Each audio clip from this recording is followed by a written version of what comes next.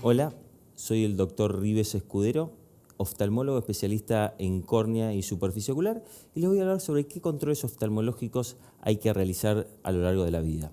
La visión junto a la audición son uno de los sentidos más importantes porque nos permiten interaccionar con el medio ambiente, por eso es importante cuidarlos, y esto se hace a través de los controles oftalmológicos que nos permiten detectar la patología que tratada a tiempo nos permiten evitar una ceguera prevenible.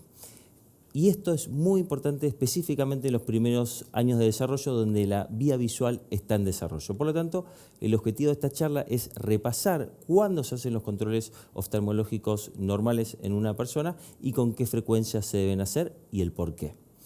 El primer control oftalmológico que tenemos lo hacemos al nacer. Una vez que salimos de la sala de parto nos llevan a una sala de control prenatal donde el neonatólogo nos mide lo que es el reflejo rojo.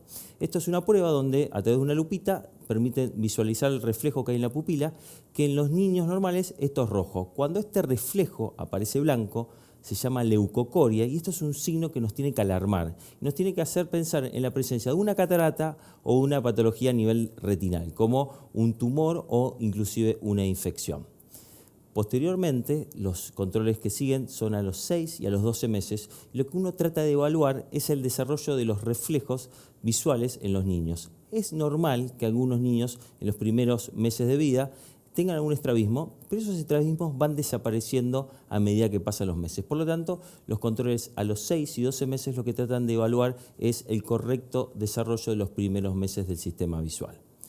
Si estos controles son normales, el próximo control en los niños es entre el tercero y el cuarto año. ¿Por qué? Porque es la edad donde los niños pueden interaccionar y le podemos empezar a tomar la visión. Le podemos tomar la visión mostrándole figuras, algunos ya reconocen números, y es la edad donde podemos inclusive empezar a prescribirle anteojos en el caso que lo necesiten.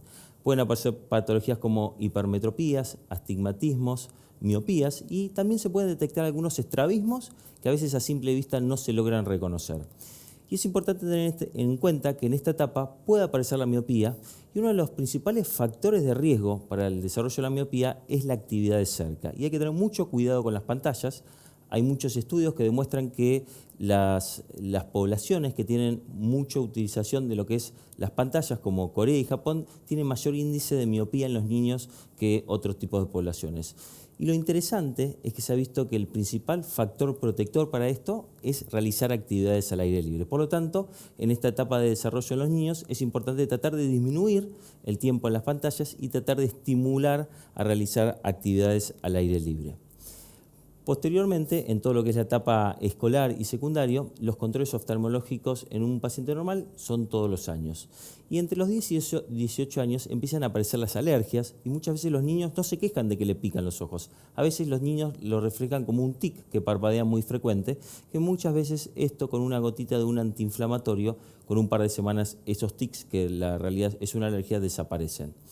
Otra patología a tener en cuenta en esta etapa es el desarrollo del queratocono. El queratocono es una patología donde la córnea, que es un lente, empieza a deformarse y empieza a adquirir forma de cono.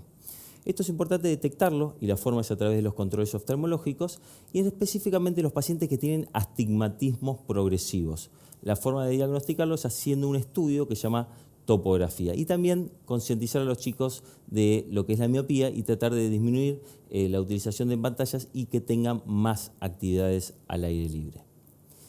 Cuando ya terminan la secundaria y hasta los 40 años, si el paciente no ha tenido ningún problema, los controles oftalmológicos se deben hacer cada 2 a 3 años.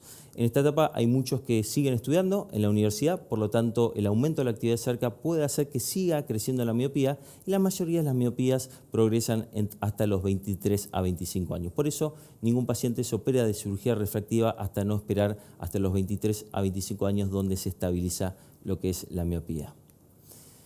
Y un punto muy importante es cuando uno llega a los 40 años. ¿Por qué? Porque los pacientes empiezan a tener una alteración en la visión de cerca.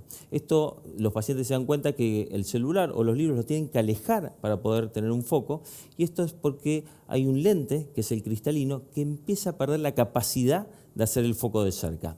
Este proceso se llama presbicia y la forma de poder corregirlo es a través de un anteojo de cerca. Por lo tanto, a partir de los 40 años, los controles normales se deben hacer cada año y medio o 2 y también son importantes para poder detectar ciertas patologías, como el glaucoma. El glaucoma es el aumento de la presión ocular, que la única forma de poder descubrirlos es a través de la toma de la presión ocular, que se hace de forma de rutina en todos los controles oftalmológicos.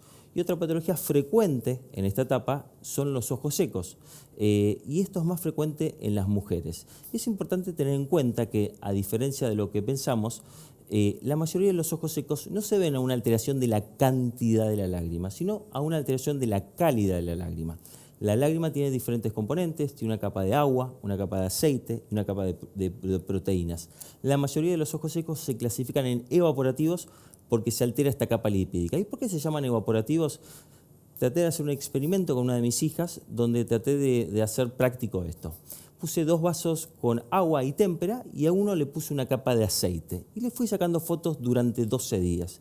¿Y qué es lo que observé? Es que en el vaso que no tenía aceite de oliva, el agua y la témpera se había evaporado. Esto es lo que pasa en la mayoría de los pacientes cuando se altera la capa lipídica de la lágrima, donde la lágrima se evapora.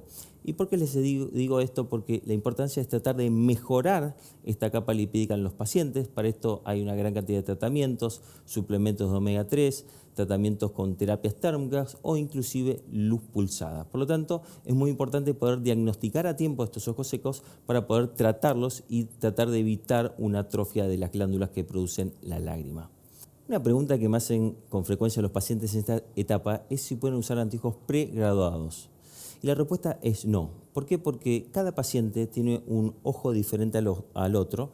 Los anteojos de estas características tienen la misma corrección en ambos ojos, por lo tanto no tienen en cuenta las características individuales de cada ojo, y a su vez estos anteojos no están graduados en lo que es la distancia interpupilar. Esta distancia es la distancia que hay entre la parte negrita de un ojo y la del otro, y es diferente entre paciente y paciente. Por lo tanto, cuando uno compra este tipo de anteojos, no son anteojos a medida, y muchas veces cuando uno se pone estos anteojos empieza a tener un dolor de cabeza que se llama astenopía y un malestar a nivel de los ojos que disminuye al sacarlo. Por lo tanto, es muy importante que ir al oftalmólogo cada año y medio o 2 para hacer un control de los anteojos y hacer estos anteojos en ópticas justamente que toman en cuenta estos parámetros para poder hacer un anteojo a medida.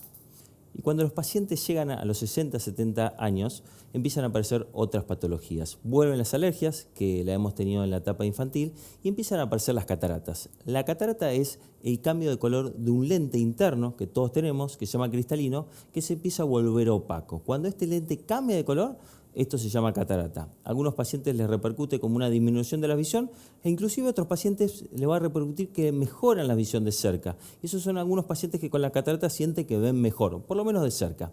Y a su vez tienen que tener en cuenta que algunos pacientes más cerca de los 70 años empiezan a tener alteraciones en la visión de la lectura. Y esto es porque se empieza a alterar la mácula, que es el centro de la visión.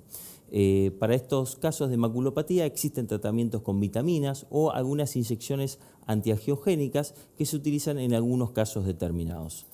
Es importante hacer todos los controles oftalmológicos a lo largo de la vida para poder detectar esa patología que tratada a tiempo nos puede evitar una pérdida visual, específicamente en los más niños, donde el sistema visual está en continuo desarrollo.